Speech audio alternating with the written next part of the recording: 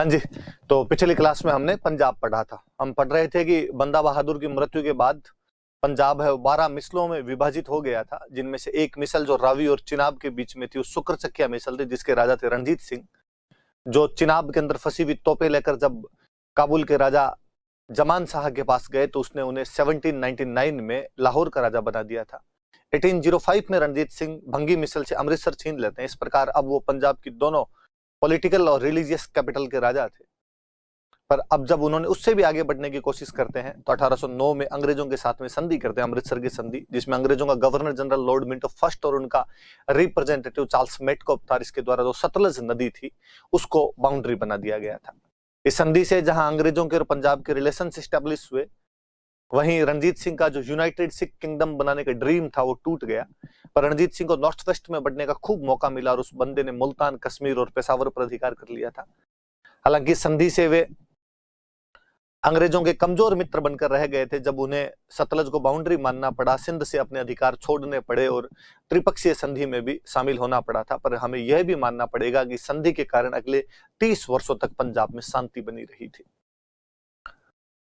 त्रिपक्षीय संधि 1838 में हुई, जब पहले अंग्रेज अफगान युद्ध से पहले अंग्रेज जब अफगानिस्तान जा रहे थे शाह शुजा को लेकर, तो रणजीत सिंह को भी अंग्रेजों ने संधि में शामिल कर लिया था। शाह शुजा 1809 में अफगानिस्तान से अपदस्थ कर दिया गया था। पहले वह भागकर रणजीत सिंह के पास आया तो उसने रणजीत सिंह को कोहिनूर हीरा भी दिया था, सहायता की मांग की थी। पर जब उसे यहां से सहायता नहीं मिली तो अंग्रेजों के पास आ गया था और अंग्रेजों ने उसे पेंशन देकर लुधियाना भेज दिया था। हम आगे पढ़ रहे थे कि रणजीत सिंह की जो सेना थी वो एशिया की दूसरी सबसे शक्तिशाली सेना हो गई थी, जिनकी सेना में बहुत सारे यूरोपियन थे। वंतुरा उनकी इन्फेंट्री का चीफ था, अलोड उनके कैवेलरी का चीफ था, कोर्ट और गार्डनर उनके आर्टिलरी संभालते थे, इलाही बख्श उनके आर्टिलरी संभालता था, एविटेबल जो थे वो पेशावर के प्रशासक थे, खालसा के नाम से शासन करता था रणजीत सिंह, गुरु नानक और गुरु गोविंद सिंह के नाम के सिक्के चलाए थे, दीनानाथ उनके वित्त मंत्री थे, अजीजुद्दीन उनके विदेश मंत्री थे और सूफी संतों का बहुत ज्यादा आदर किया करता था। उनके बाद खड़क सिंह, नौनिहाल सिंह, शेर सिंह और दलीप सिंह बने। दलीप सिंह माइनर एज में बना तो उसकी माता रानी जिंदा शासन संभालती थी। अंग्रेजों के और पंजाब के बीच में 1845-46 में युद्ध हो जाता है, क्योंकि पंजाब की जो पॉलिटिकल लीडरशिप और जो मिलिट्री लीडरशिप है उसके बीच कॉन्ट्राडिक्शन था। अयोग्य शासक थे, अंग्रेज पंजाब की उत्पादक भूमि पर कब्जा करना चाहते थे। इस वजह से युद्ध शुरू हो जाता है। मुद्दकी, फिरोज शाह, बद्दोवाल, अलीवाल की 4 निर्णायक लड़ाइयों के बाद सबराव के युद्ध में सिखों को निर्णायक रूप से हरा दिया गया। 9 मार्च 1846 को ट्रीटी ऑफ लाहौर की गई। दलीप सिंह को राजा कंसीडर कर लिया गया, क्वीन जिंदा जो थी उसके रेजेंट बना दी गई, लाल सिंह को वजीर बना दिया गया, हेनरी लॉरेंस को रेजिडेंट बनाया गया, 1.5 करोड़ का वॉर कंपनसेशन लगाया गया उनपे और उनकी सेना सीमित कर दी गई। केवल 20,000 पैदल और 12,000 घुड़सवार आप रख सकते हैं। 2 दिन बाद एक सप्लीमेंट्री ट्रीटी और की गई और कहा गया कि जब तक दिसंबर 1846 नहीं आ जाता है अंग्रेजों की सेना लाहौर में रहेगी। फाइनली 22 दिसंबर 1846 को फिर भैरववाल की संधि की गई और कहा गया कि जब तक राजा एडल्ट नहीं हो जाता है तब तक अंग्रेजों की सेना लाहौर में रहेगी और रानी जिंदा को पेंशन देकर शेखपुरा भेज दिया जाएगा। 48,000 की पेंशन दी गई। डलहौजी के गवर्नर जनरल बनने के बाद मुल्तान के गवर्नर मूलराज और हजारा के गवर्नर चतर सिंह ने विद्रोह कर दिया, अतः डलहौजी आक्रमण कर देता है। चिलियानवाला का युद्ध, जिसमें अंग्रेजों की तरफ से गफ और सिखों की तरफ से शेर सिंह आया था, एक निर्णायक युद्ध था और गफ ने इसे अपने पक्ष में बताया तो डलहौजी ने कहा था कि ऐसी एक और जीत हमें बर्बाद कर देगी। उसकी जगह पे नेपियर को भेजा गया और गुजरात के युद्ध या तोपों के युद्ध में नेपियर सिखों को निर्णायक रूप से हरा देता है। 1849 में सिख साम्राज्य को अंग्रेजी साम्राज्य में विलय कर लिया गया। दलीप सिंह को पढ़ने के लिए लंदन भेज दिया गया और कोहिनूर हीरा अंग्रेजों ने ले लिया था। ये तमाम बातें हमने कल पढ़ी थी। विक्टर जैकोमेंट नाम का एक फ्रेंच टूरिस्ट हुआ जिसने कहा था कि रणजीत सिंह नेपोलियन के समान है और जब पंजाब का विलय किया गया था तो हेनरी लॉरेंस ने इस्तीफा दे दिया था। हम पढ़ रहे थे कि किस प्रकार यूरोपियन कंपनियां भारत में व्यापार करने के लिए आई थी और व्यापार करने के क्रम में वो आपस में लड़ पड़ी और उनमें से एक कंपनी सर्वश्रेष्ठ निकली, जिसने वेदरा के युद्ध में डचों को बाहर निकाल दिया और वाडीवास के युद्ध में फ्रांसीसियों को बाहर निकाल दिया और वो थे अंग्रेज। पुर्तगालियों को ब्राजील मिल गया था, उधर शिफ्ट हो गए थे, डेनिस बेच बाच के चले गए थे, स्वीडिश यहाँ पर बिजनेस ही नहीं किया करते थे, चाइना के अंदर उनका ज्यादा बिजनेस हुआ करता था। फिर वो जो अंग्रेज आए उन्होंने किस प्रकार यहाँ के मुगल बादशाहों, बंगाल, मैसूर, पंजाब, मराठों के साथ में युद्ध किए और अपनी सत्ता स्थापित की, किस प्रकार वो एक व्यापारिक कंपनी से धीरे धीरे भारत की पॉलिटिकल पावर बन गए थे। इतने दिनों में हमने यह सब देखा और पढ़ा। अब हम पढ़ेंगे कि उनका शासन कैसा था, वो यहाँ पे कैसे क्या किया करते थे, उनकी बातें हम जानेंगे। मैं थोड़ी सी एक बात बताता हूं आपको, सुनना देखो अब बात।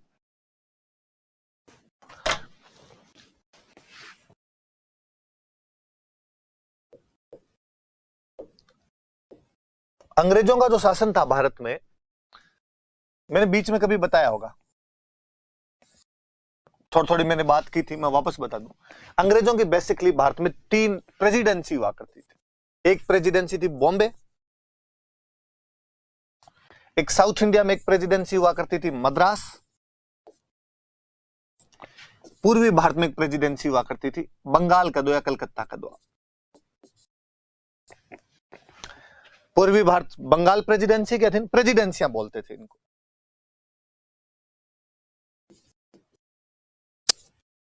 और इन तीनों प्रेसिडेंसी में एक एक गवर्नर बैठता था, एक गवर्नर यहां,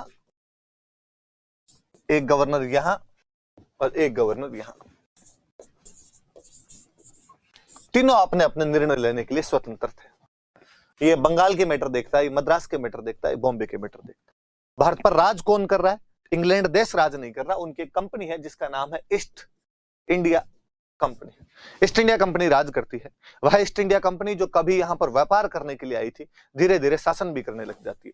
तब वो एक कमर्शियल कंपनी भी है और एक पॉलिटिकली पावर भी है, दोनों काम करती है। और ईस्ट इंडिया कंपनी का वहां पर लंदन के अंदर इनका हेड ऑफिस है, और वहां पर इनके 24 मेंबर्स का एक कोर्ट ऑफ डायरेक्टर होता है जो उसको संभालता है पूरे मैटर को। कोर्ट ऑफ डायरेक्टर्स हुआ करता था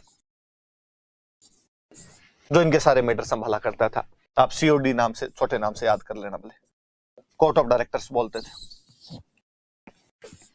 वो सारे मैटर देखती है इनकी, क्या करना है क्या नहीं करना है। लंदन बैठ के वो मैटर देखती है और अपने यहां पर बंदे भेज देती है, तीनों में गवर्नर भेज देती है। वो गवर्नर है जो इनके मामले देखते रहते हैं। ये कुछ व्यवस्था अंग्रेजों की भारत के अंदर हुआ करती थी। अंग्रेजों ने जब भारत में पॉलिटिकली पावर बनने की कोशिश की तो युद्ध किए। युद्ध करेंगे तो पैसे लगेंगे, खर्चा होगा। कंपनी व्यापारिक कंपनी थी, बाणीय थे, विशुद्ध लाभ की भावना पर एक प्राइवेट कंपनी थी। प्राइवेट कंपनी वालों को जब खर्चा होता है, घाटा होता है, तो फिक्र होती है इस चीज की। पर ईस्ट इंडिया कंपनी ने गड़बड़ करनी शुरू की। ईस्ट इंडिया कंपनी को यहां घाटा हो रहा था, 2 कारणों से घाटा। एक तो ईस्ट इंडिया कंपनी जो थी वो युद्ध वगैरह करने लग गई, तो उनमें पैसे लगने लग गए उसके। वरना पहले केवल यहां से कमाया और भेज दिया, अब कमाया तो यहां लगाओ भी। युद्धों के अंदर आपके हथियार के लिए, सेना के लिए आपको लगाना पड़ेगा। दूसरा, कंपनी के कर्मचारी जो थे वो अपना पर्सनल ट्रेड करने लग गए। कंपनी के कर्मचारी अपना व्यापार करते थे, और कंपनी के कर्मचारी जब खुद का व्यापार करेंगे तो कंपनी का व्यापार कम करेंगे। तो कहा जाता है कि ईस्ट इंडिया कंपनी एक ऐसी कंपनी थी जिसके कर्मचारी अमीर थे पर कंपनी गरीब थी। और कर्मचारी खूब अमीर, कर्मचारी तो इतने अमीर कि वहां से साधारण सा कोई बंदा, इंग्लैंड का कोई गरीब सा भी बंदा आता, यहाँ बिजनेस करके इतना पावरफुल हो जाया करता था कि वापस जाता तो 3 मंजिला मकान ठुकवाया करता था वहां जाके। चलती स्कॉर्पियो से बियर की बोतलें बाहर फेंका करता था। इवन जो इंग्लैंड के परंपरागत लैंडलॉर्ड्स हुआ करते थे, उनको गुस्सा आता था। मंगता कल गया था वहां पे, ऐसा क्या धन कुबेर का खजाना लेके आए हो तुम वहां से, क्या इतने रुपए हो गए तुम्हारे पास में? तो वहां का जो एलिट क्लास था, जो परंपरागत पैसे वाले थे, उनको ये इंडिया रिटर्न जो भी हुआ करते थे कंपनी के कर्मचारी, इनसे जलते ही थे वो लोग। इवन खूब बार वो जो ब्रिटेन के लैंडलॉर्ड हुआ करते थे, जो ब्रिटेन की संसद में भी जाया करते थे, वहां के कई एमपीज हुआ करते थे, वहां पे हाउस ऑफ लॉर्ड्स के सदस्य हुआ करते थे, उन्होंने शिकायतें की कि पार्लियामेंट प्लीज इस ईस्ट इंडिया कंपनी को देखो यार, इसको भारत में ट्रेड करने के लिए और परमिशन दी गई है, पर हमें लगता है ये ट्रेड के अलावा भी कुछ ना कुछ घोटाला करते हैं, और ट्रेड में भी ऐसा क्या चल रहा है कि इतने रुपए कमा कमा के भेज रहे हैं। पर अब ईस्ट इंडिया कंपनी भी इंटेलिजेंट हो गई थी। ईस्ट इंडिया कंपनी कुछ ब्रिटिश एमपीज को घूस खिला दिया करती, पैसे दे दिया करती, और यदि उनके खिलाफ, ईस्ट इंडिया कंपनी के खिलाफ कोई मामला उठता तो ईस्ट इंडिया कंपनी के घूस लिए हुए एमपी खड़े हो जाते पार्लियामेंट और कहते नहीं नहीं, अपना क्या मैटर है, ब्रिटिश संसद ब्रिटिश मामलों को देखे, इंडिया में ईस्ट इंडिया कंपनी क्या करती है वो जाने, उसका काम कर जाने, हमने ईस्ट इंडिया कंपनी को कह दिया कि तू वहां पे व्यापार कर बस। तो कई साल तक ईस्ट इंडिया कंपनी की दुकानदारी चलती रही, और ईस्ट इंडिया कंपनी जब घाटे में जाने लगी तो भी वो अपने डॉक्यूमेंट में हेर फेर करके घाटा शो नहीं करती थी, और हमेशा बताती कि इस बार हमारा इतना प्रॉफिट हो गया, इस बार हमारा इतना प्रॉफिट हो गया। इसलिए शेयर मार्केट में भी उसकी वैल्यू बनी रहती थी। लोगों को भी सच्चाई नहीं पता कि कंपनी का शेयर नीचे जा रहा है, कंपनी को घाटा हो रहा है। इसी बीच 1773 के आसपास, 1773 के आसपास कंपनी बहुत भयंकर घाटे में चल रही और कंपनी ने बैंक ऑफ ब्रिटेन को कहा कि हमें लोन दो। 4 लाख पाउंड के आसपास, एग्जैक्टली मैं संख्या भूल रहा हूं, पर इतना सा कुछ उन्होंने लोन मांगा कि हमें लोन दिया जाए। बैंक ऑफ ब्रिटेन का लोन ईस्ट इंडिया कंपनी को कहा, क्यों? तुम इतने पैसे वाले लोग हो, तुम्हारे लोन की क्या आवश्यकता है? और कंपनी रोई। कंपनी ने कहा नहीं है हमारे पास पैसे। तो तुम्हारे कर्मचारियों ने तो यहां पे बंगले बना रखे हैं, इनके पास ही है, ये पर्सनल ट्रेड करने लग गए, कंपनी का व्यापार कम हो रहा है वहां पे, उल्टे कंपनी के खर्चे ज्यादा चल रहे हैं वहां पर। यह बात ब्रिटिश पार्लियामेंट को पता चली कि साहब कंपनी को लोन लेने की जरूरत पड़ गई है। अब वो जो कंपनी के खिलाफ हुआ करते थे, उन्होंने पार्लियामेंट में कहा हमने पहले ही कहा था कि इन चोरों के कोई ना कोई काले कारनामे वहां पे लफड़ा कर रहे हैं, पैसे भले ही दे दो कोई बात नहीं, कंपनी डूब रही है, कंपनी को उबारने के लिए पैसे देने जरूरी है, पर पैसे देने के साथ में यह भी कहो कि आज के बाद कंपनी के नियम हम बनाएंगे, कंपनी वहां कैसे शासन करती है ये हम चेक करेंगे, हम कंपनी को रेगुलेट करेंगे। तो कंपनी ने कहा भाई पैसे दे देंगे, रेगुलेशन हम रखेंगे, जैसे हम कहेंगे वैसे करना पड़ेगा। कंपनी ने कहा काली गाय हूं मैं तुम्हारी, तुम तो एक बार पैसे दो, इज्जत बचाओ, तुम कहेंगे वैसे कर लेंगे। तो पहली बार कंपनी के लिए रेगुलेशन की जो बात आई थी वो 1773 में आई थी, जब British parliament east India company जो कि भारत में व्यापार तथा शासन करती है उसके लिए एक एक्ट लेके आती है। क्योंकि रेगुलेशन के लिए एक्ट लाया गया इसलिए उसका नाम है रेगुलेटिंग एक्ट। तो कंपनी के लिए पहला जो रेगुलेटिंग एक्ट पारित किया था ब्रिटिश पार्लियामेंट ने, वो कब किया था? 1773 के अंदर वो एक्ट पारित किया गया था। 1773 में एक्ट की शुरुआत होती है।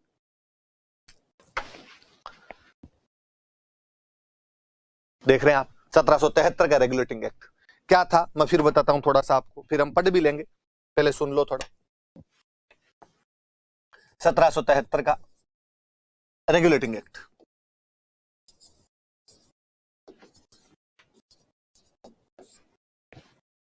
ब्रिटिश पार्लियामेंट ने पूछा कि भाई लफड़ा सीन क्या है वहां पे तुम्हारा, ये तो बताओ। तो कहा भाई हमारे 3 गवर्नर होते हैं वहां पे, 3 प्रेसिडेंसी है, एक बंगाल, एक मद्रास, एक बॉम्बे, और तीनों में एक एक गवर्नर होता है। पार्लियामेंट ने कहा ऐसे रूल थोड़ी होता है, ऐसे शासन थोड़ी होता है, अपनी अपनी डफली अपने अपने राग बजाते हो, एक ही कंपनी के 3 लोग अलग अलग बातें करते हैं, कोई एक अथॉरिटी भी तो होनी चाहिए उनके ऊपर। तो कहा सर वो अथॉरिटी लंदन से संभालती है, नहीं इंडिया में कोई अथॉरिटी होनी चाहिए। इन तुम्हारे तीनों के अंदर कौन सीनियर है, किसको पावर दी जानी चाहिए?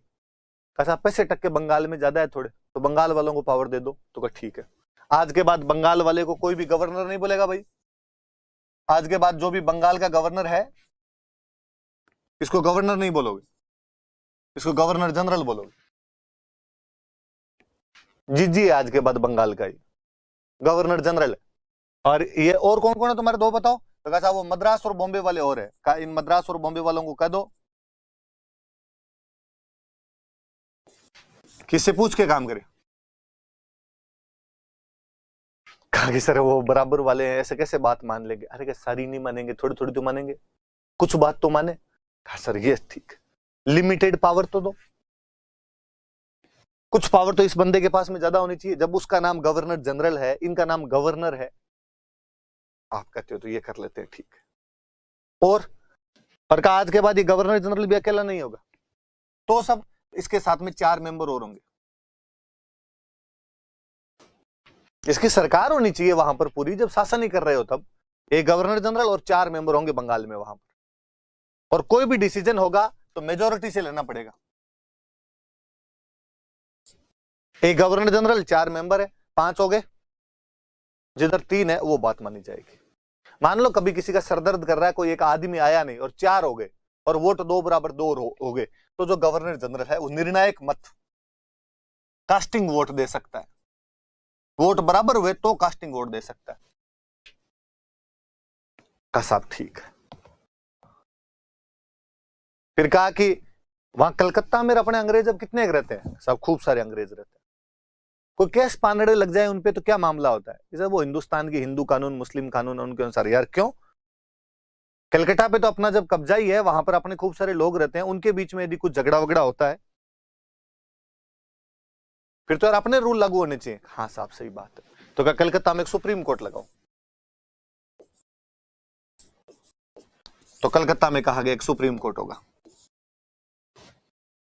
सुप्रीम कोर्ट केवल कलकत्ता कलकत्ता के लिए काम करेगा, ये मत समझ लेना सुप्रीम कोर्ट का मतलब पूरे भारत के लिए काम करेगा, केवल कलकत्ता शहर के लिए।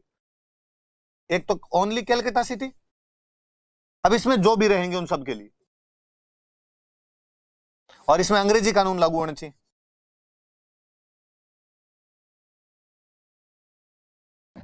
ब्रिटिश लॉज लागू होंगे इसके अंदर का? सर ठीक, और कोई बात हो तो बताओ। पर क्या है, मान लो कल को कोई पटना का ढाका का वो बंदा है, उसने कहे भाई अपने तो सुप्रीम कोर्ट में केस लाएंगे, तो कहते बोथ पार्टीज एग्री, दोनों पार्टियां सहमत करती है, तो सुप्रीम कोर्ट में मामला सुना जा सकता है कलकत्ता के बाहर का भी। वैसे तो सुप्रीम कोर्ट केवल कलकत्ता के लिए है, पर बाहर की दोनों पार्टियां यदि सहमत है, दोनों पक्ष यदि एग्री करते हैं, भली बात। केस में दो पार्टी दोनों कह रही है हमें तो अंग्रेजी कानून चाहिए, दे देंगे, अंग्रेजी कानून दे देंगे, कोई बात ही नहीं अपने आप का। ठीक, फिर क्या एक कंपनी घाटे में चल रही है, इसको सुधार करना जरूरी है। अच्छा सुधार तो कैसे करें, कंपनी के कर्मचारी निजी व्यापार करते हैं, एक्ट में रोक लगाई गई, कंपनी का कोई भी कर्मचारी जो है वो पर्सनल ट्रेड नहीं कर सकता, निजी व्यापार नहीं कर सकता। तो बेटा कंपनी के कर्मचारी और चालू हुआ करते थे, किसी से पूछे भाई तेरे पास रुपए आए कहां से, कंपनी कर्मचारी कहते कि भाई रुपए कहां से आए, तब वो ये तो नहीं कहता कि मैंने पर्सनल ट्रेड किया है, क्योंकि ये कहे तब तो कंपनी के कानून है उनका उल्लंघन होता था, वायलेशन करता है, तो कंपनी के कर्मचारियों के पर्सनल ट्रेड कैसे कर सकता, वो चोरी छिपे कर लिया करते थे। तो वो क्या कहे पैसे कहां से है, तो वो कहते हैं कि मेरे तो खूब सारे इंडियंस हैं और उन्होंने मुझे गिफ्ट दिए हैं, इंडियन फ्रेंड है मेरे, वो गिफ्ट देते हैं। रेगुलेटिंग एक्ट के अंदर कहा गया कि कंपनी का कोई भी कर्मचारी गिफ्ट नहीं ले सकता, ये रूल आज भी है, कोई भी सरकारी कर्मचारी वो गिफ्ट नहीं ले सकता। ये कंपनी तब बना के गई थी 1773 के रेगुलेटिंग एक्ट में ये कह दिया गया था। तो वैसे हम कहते हैं कि 1773 के रेगुलेटिंग एक्ट से भारत के संविधान का विकास शुरू होता है। आपको कोई पूछे कि भारत के संविधान निर्माण की प्रक्रिया शुरू कहां से हो जाती है, तो 1773 के इस एक्ट से हो जाती है। आगे धीरे धीरे और एक्ट आएंगे तो आप पढ़ेंगे कि किस प्रकार वास्तव में हमारा संविधान धीरे धीरे बढ़ता हुआ यहां तक पहुंचा है। तो सिंपल सी बात है, बंगाल का गवर्नर आज के बाद गवर्नर जनरल है, मद्रास और बॉम्बे वाले थोड़ी थोड़ी बातें इससे पूछोगे, बंगाल वाले गवर्नर जनरल के नीचे 4 मेंबर और होंगे, इन पांचों को मिला के बोलेंगे एग्जीक्यूटिव काउंसिल, कार्यकारी परिषद। ये 500 जो भी डिसीजन लेंगे वो मेजोरिटी पे लिया जाना चाहिए, यदि वोट बराबर हो जाते हैं किसी कंडीशन में तो कास्टिंग वोट गवर्नर जनरल अपना दे सकता है। कलकत्ता में सुप्रीम कोर्ट बनाया जाए, केवल कलकत्ता के लिए हो, ब्रिटिश लॉज लागू हो उसमें, बाहर के दोनों पक्ष यदि एग्री करते हैं तो इसके अंदर आने दिया जाए उनको, और कंपनी का कोई भी एम्प्लॉय पर्सनल ट्रेड नहीं कर सकता, कंपनी का कोई भी एम्प्लॉय गिफ्ट नहीं ले सकता। सिंपल 3 बातें रेगुलेटिंग एक्ट के अंदर अपने पढ़ेंगे, अभी मैं बताऊंगा कि हमने ये क्यों पढ़ा है, पर देखते हैं अपने आगे क्या कहा गया एक्ट में। जो मैंने बात बताई देख लो, बंगाल के गवर्नर को गवर्नर जनरल बना दिया गया, बाकी वाले जी है, बंगाल वाला जी है। मद्रास और बॉम्बे प्रेसिडेंसी को सीमित शक्तियों के तहत, ये ध्यान रखना, बंगाल के अधीन कर दिया गया। गवर्नर जनरल की सहायता के लिए 4 सदस्य, नाम याद ध्यान रखना कितने सदस्य, 4 सदस्य वाले एग्जीक्यूटिव काउंसिल, कार्यकारी परिषद बनाएगी। कार्यकारी परिषद के निर्णय बहुमत बाय मेजोरिटी से लिए जाएंगे।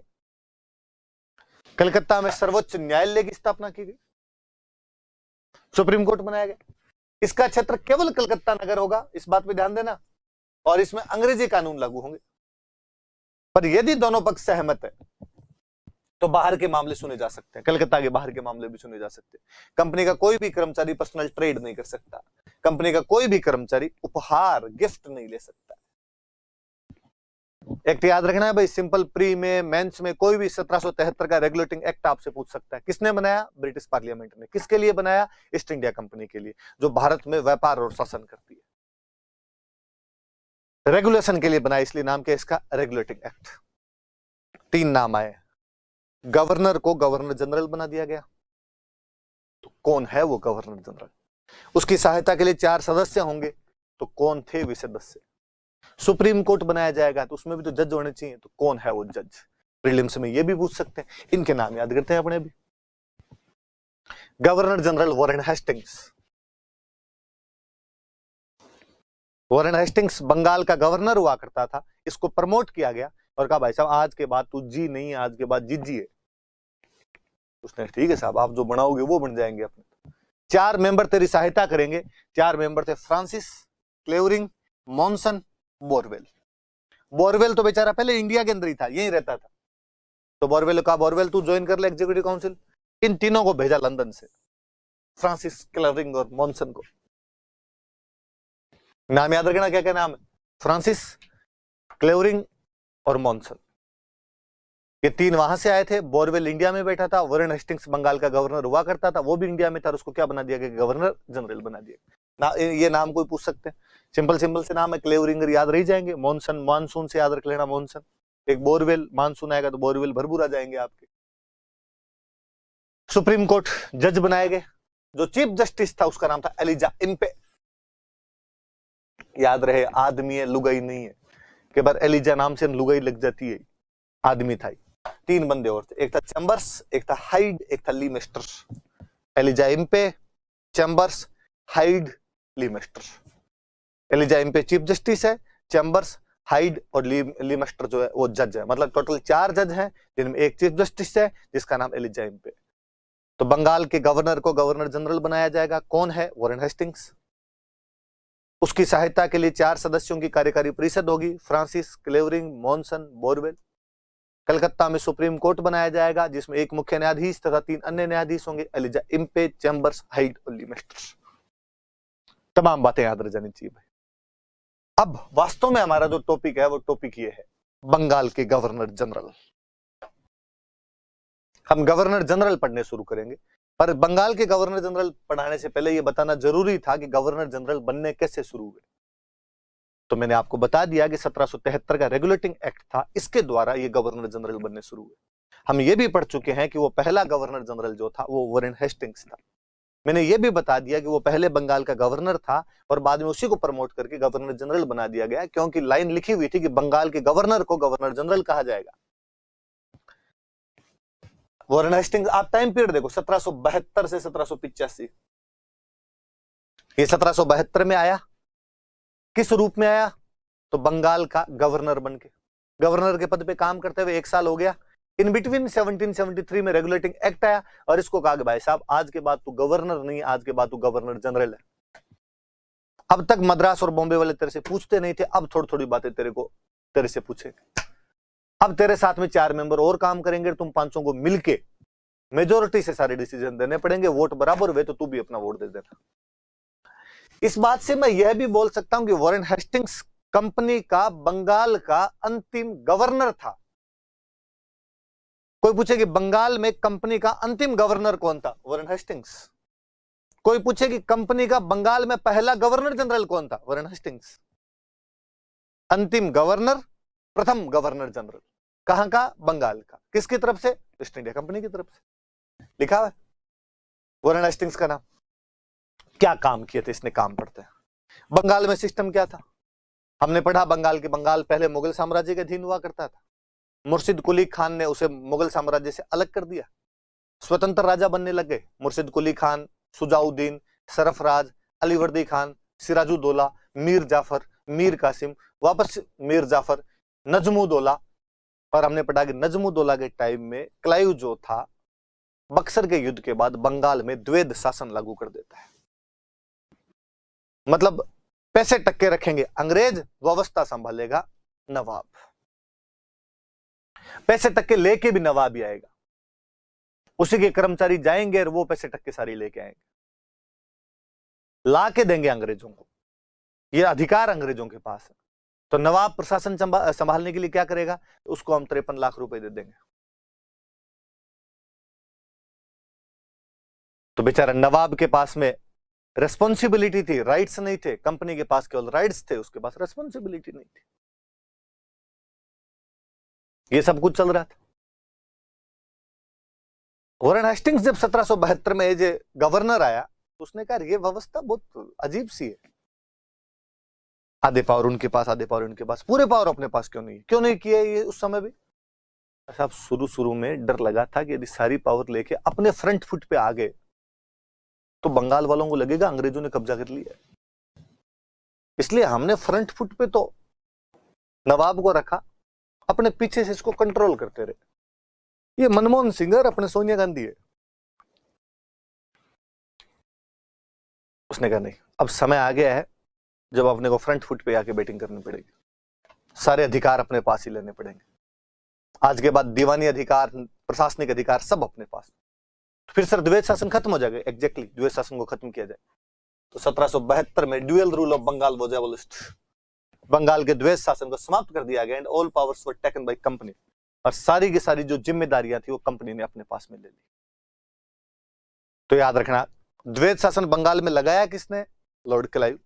बंगाल का द्वैत शासन हटाया किसने? तो वॉरेन हेस्टिंग्स। 1772 में जब वो गवर्नर था तभी हटा देता है। अब जब आपने कहा कि पहले नवाब के आदमी जाके टैक्स लेके आया करते थे, अब आपने कहा कि नवाब तो खत्म, सारी पावर हमारे पास ही है, मुबारक उद दौला अंतिम नवाब घोषित कर दिया गया, बस बैठ जा तू तेरे साइड के अंदर महल के आ, तेरे पास कोई पावर नहीं है, पावर सारी हमारे पास में। तो जाएगा कौन तुम्हारी तरफ से लेने के लिए? पहले तो नवाब के आदमी जाते और वो लेके आया करते थे, तो क्या व्यवस्था बिठा लेंगे हम, भेज देंगे हम? पहले कौन जाता था? तो पहले तो यह सिस्टम होता है कि ऊपर नवाब है, नवाब के नीचे जमींदार हुआ करते थे, लैंडलॉर्ड्स। कह दिया भाई फलान जी आपको इन 4 गांवों से टैक्स लेके मुझे देना है, ढिंकड़ा जी आपको इन 10 गांवों का टैक्स लेके मुझे देना है। लैंडलॉर्ड होते किसानों के ऊपर लैंडलॉर्ड, लैंडलॉर्ड के ऊपर नवाब, नवाब के ऊपर कंपनी।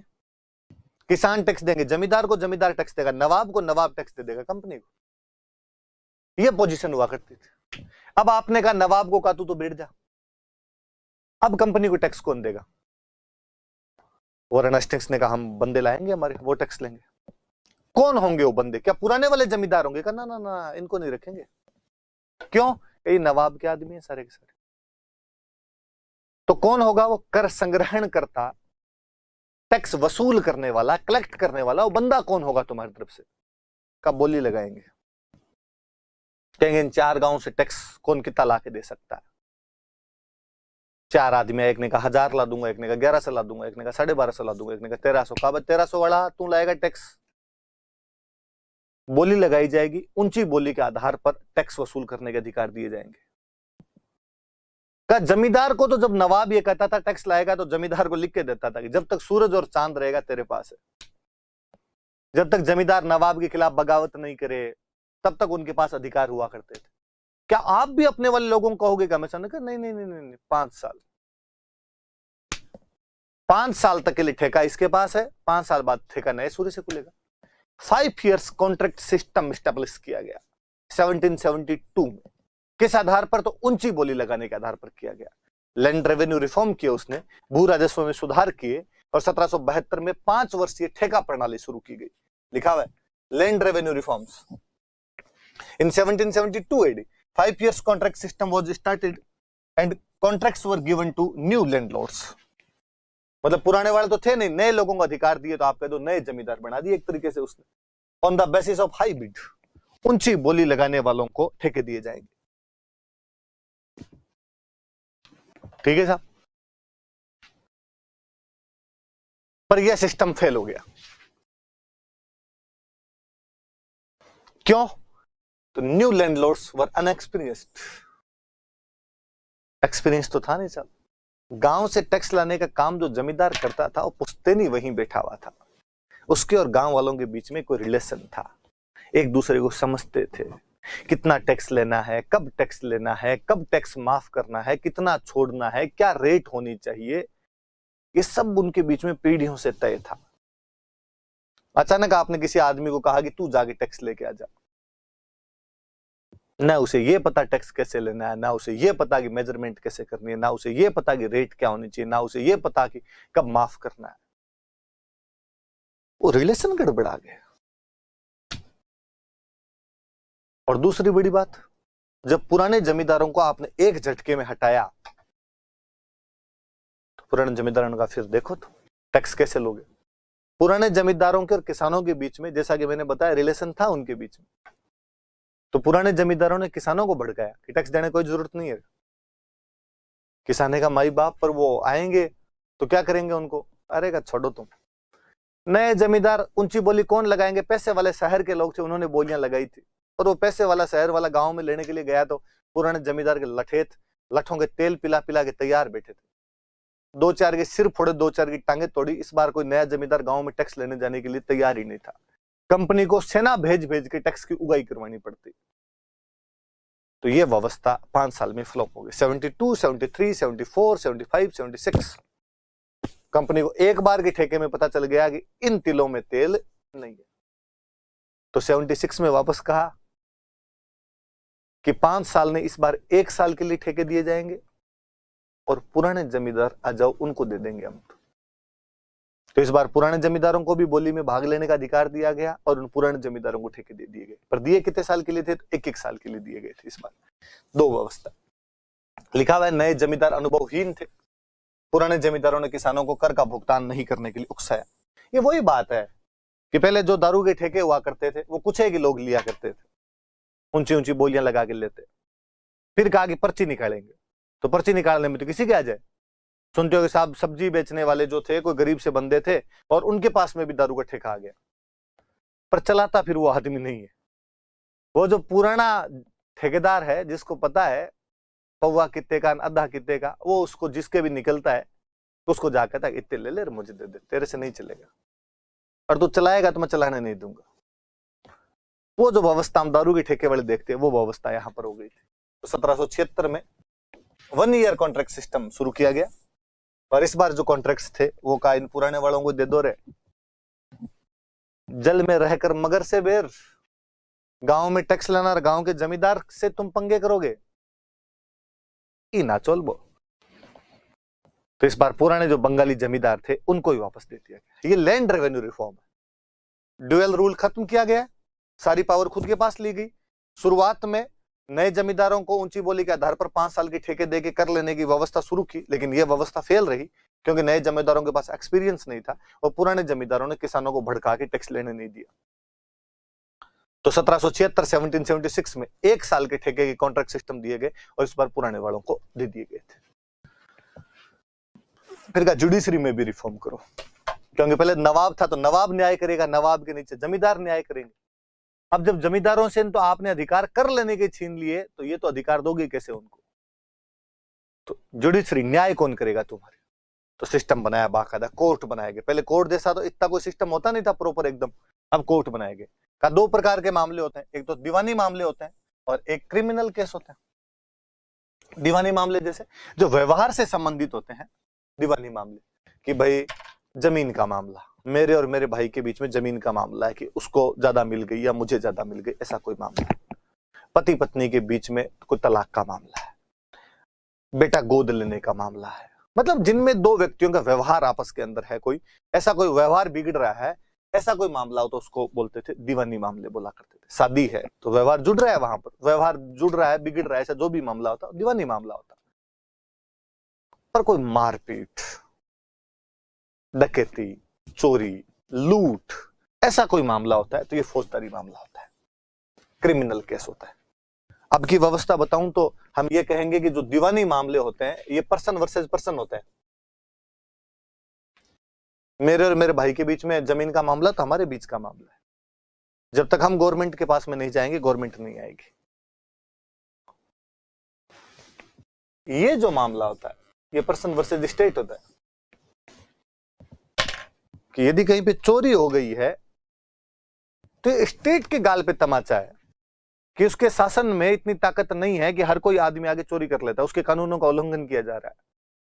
तो फौजदारी मामला ऐसा चोरी, चकारी, डकैती, लूटपाट, बलात्कार, आगजनी, ऐसा कोई मामला हो तो क्रिमिनल केस हो जाता है।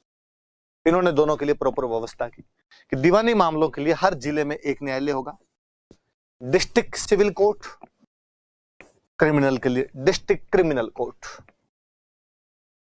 हर जिले के अंदर बना देंगे। वो अपने इधर सिविल के मामले देख लेंगे, सिविल में ज्यादातर जमीन के टैक्स वगैरह से संबंधित मामले आया करते थे, तो डिस्ट्रिक्ट सिविल कोर्ट होंगे, डिस्ट्रिक्ट क्रिमिनल कोर्ट होंगे। अच्छा, डिस्ट्रिक्ट सिविल कोर्ट को देखेगा कौन? तो कहा रेवेन्यू लेने का अधिकार किसके पास में? तो हर जिले में कलेक्टर हुआ करते थे जो ये रेवेन्यू लिया करते थे, तो वही चेक कर लेंगे, कहीं पे ज्यादा लग गया, कहीं पे कम लग गया। तो कलेक्टर को कह दोगे वो न्याय भी कर देगा, वही कलेक्ट करता है और वो न्याय का अधिकार भी उसको दे दिया गया। तो ठीक है साहब, इधर तो आपके कलेक्टर को दे दो आप ही, इधर फौजदारी में कहा यहाँ इंडियन जजेस बिठा दो,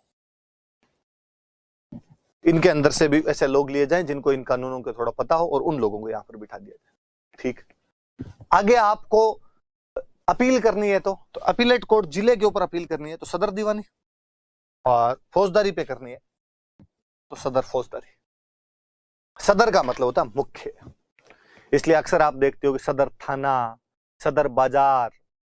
कभी उर्दू के अंदर समाचार सुनना तो वो कहेगा कि भारत के सदर रामनाथ कोविंद ने भारत के वजीर आजम नरेंद्र मोदी को कहा, तो सदर का मतलब मुख्य होता है। तो मुख्य न्यायालय एक सदर दीवानी बना दो, एक सदर वो बना दो।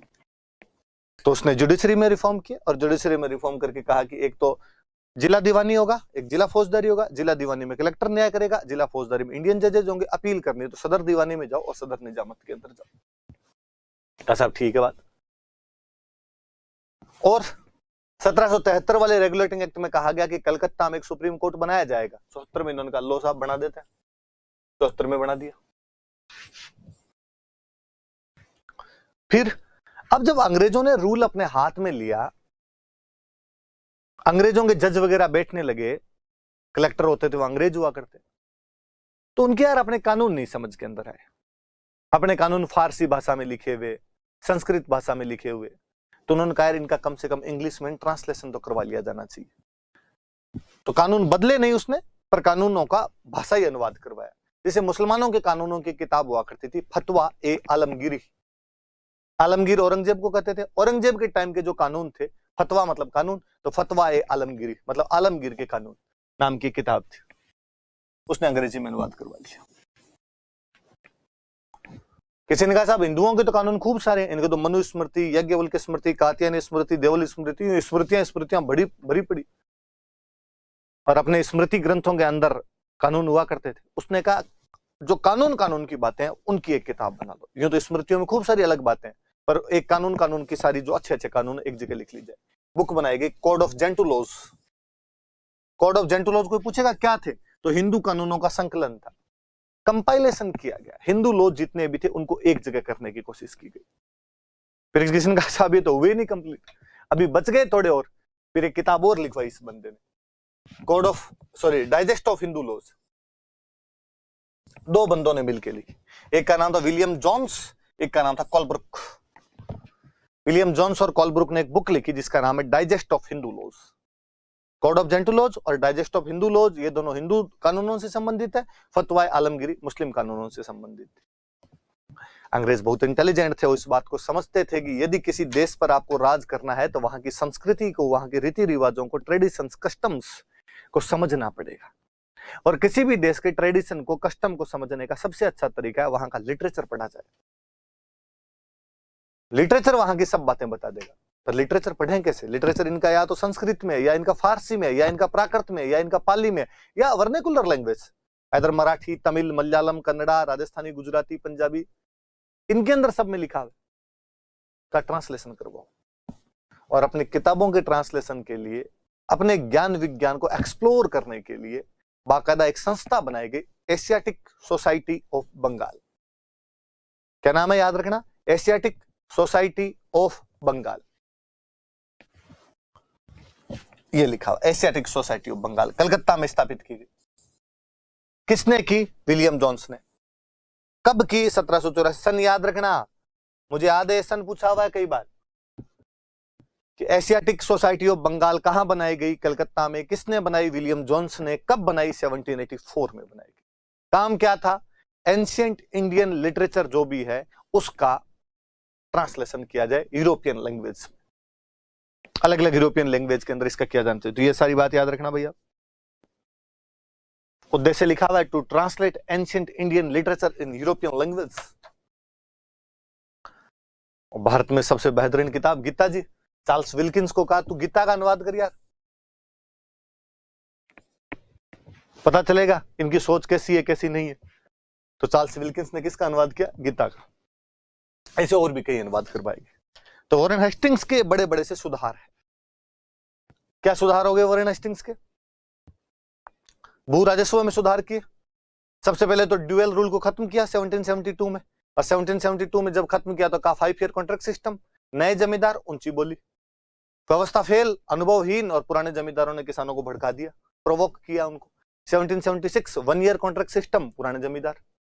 Judiciary reform, district civil, district criminal, district civil में कलेक्टर, डिस्ट्रिक्ट क्रिमिनल में इंडियन जजेस, डिस्ट्रिक्ट सिविल के ऊपर सदर सिविल, उधर डिस्ट्रिक्ट क्रिमिनल के ऊपर सदर क्रिमिनल। कानूनों को चेंज नहीं किया, ट्रांसलेशन करवाए, फतवाए आलमगिरी का करवाया, कोड ऑफ जेंटल लॉज लिखवाई, डाइजेस्ट ऑफ हिंदू लॉज लिखवाई, कलकत्ता में सुप्रीम कोर्ट स्थापित किया गया जैसा कि रेगुलेटिंग एक्ट में लिखा हुआ था। एशियाटिक सोसाइटी ऑफ बंगाल 1784 के अंदर बनाई गई विलियम जोन्स द्वारा कलकत्ता में। चार्ल्स विल्किंस ने गीता का अनुवाद किया। और वॉरेन हेस्टिंग्स के क्या काम थे? लालची था, अवध गया है एक बार। अवध बेचारा 1765 के बाद में अंग्रेजों के साथ संधि कर लेता है, और तब अंग्रेजों ने कहा था कि आप हमारे बफर स्टेट और हम आपकी रक्षा करेंगे, पर तब अंग्रेजों ने कुछ ऐसा नहीं कहा था कि आप हमें पैसे भी दोगे।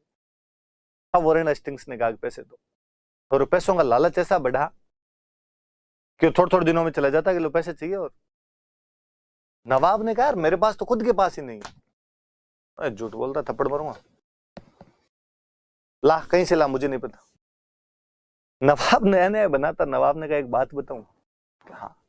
कहा मेरे पास तो नहीं है, पर मम्मियों के पास खूब सारा है। मेरे पापा की खूब सारी बेगमें थी, उन बेगमों के पास दबाया हुआ, मुझे तो खुद कोई नहीं देती। और इन हेस्टिंग्स ने कहा कि मम्मियों की लाइन लगाओ। कहा भाई कौन कौन सी संदूक में कितना कितना छिपाया हुआ लेके आओ बाहर। बेगमों ने कहा नहीं नहीं कुछ ही नहीं है हमारे पास में। वो पास में खड़ा था, उसने सब पता है कहां कहां छुपाया हुआ है। अवध की बेगमों से धन लूट के ले गया था। कोई पूछेगा कि कौन से गवर्नर जनरल ने अवध की बेगमों का धन लूट लिया था, तो याद रखना अवध की बेगमों से धन लूटने वाला वॉरेन हेस्टिंग्स था। ऐसे बनारस एक रियासत हुआ करती, और बनारस में एक राजा हुआ करते थे चेत सिंह। इसने चेत सिंह से रुपए मांगे, दिए बेचारे चेत सिंह ने एक आधी बार, पेट भरा नहीं इसका, और मांगे, चेत सिंह ने दिए नहीं, तो इसने आक्रमण कर दिया। चेत सिंह बेचारा भाग जाता है।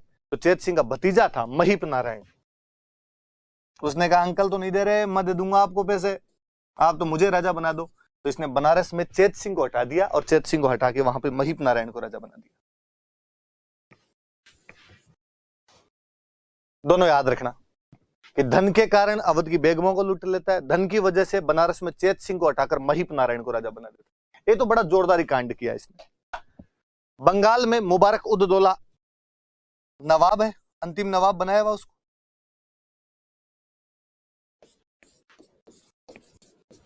ये बच्चा था, तो इसकी रेजेंट किसको बनाई जाए, संरक्षिका किसको बनाई जाए? तो इसने मीर जाफर की विधवा थी मुन्नी बेगम, मीर जाफर की वाइफ थी मुन्नी बेगम। मुन्नी बेगम को कहा कि तू इसकी रिजेंट है, पर रिजेंट इसका मतलब तू ध्यान रखेगी, अब कम से कम महल की पूरी प्रॉपर्टी, ये सब कुछ जो भी है ये तो तेरा है। पर उसने मुन्नी बेगम से भी रुपए ले लिए कि रुपए दे तब बनाएंगे तेरे। दे दिए बेचारी मुन्नी बेगम ने, अंग्रेजों से डरते। बंगाल में एक ब्राह्मण था नंद कुमार, नंद कुमार नाम का ब्राह्मण था। उसको ये बात पता चली कि साहब इन लोगों ने तो ऐसे ऐसे रुपए लिए। वो मुन्नी बेगम के पास गया और उसने मुन्नी बेगम को जाकर कि मुन्नी बेगम बाजार में क्या अफवाहें सुन रहे हैं हम। मुन्नी बेगम ने कहा कि नंद कुमार जी अफवाहें नहीं है, सच्ची बात है, बदनाम हो गए हम तो। वॉरेन हेस्टिंग्स हमसे रुपए ले गया, घूस ले गया। नंद कुमार ने मुकदमा कर दिया वॉरेन हेस्टिंग्स के खिलाफ कि गवर्नर जनरल एक विधवा महिला से संरक्षिका बनाने के बदले में और रुपए ले गया, घूस लिया इसने। मामला कलकत्ता के सुप्रीम कोर्ट में गया। एलिजा इम्पे वहां का chief justice, Elijah Impey Warren Hastings का दोस्त।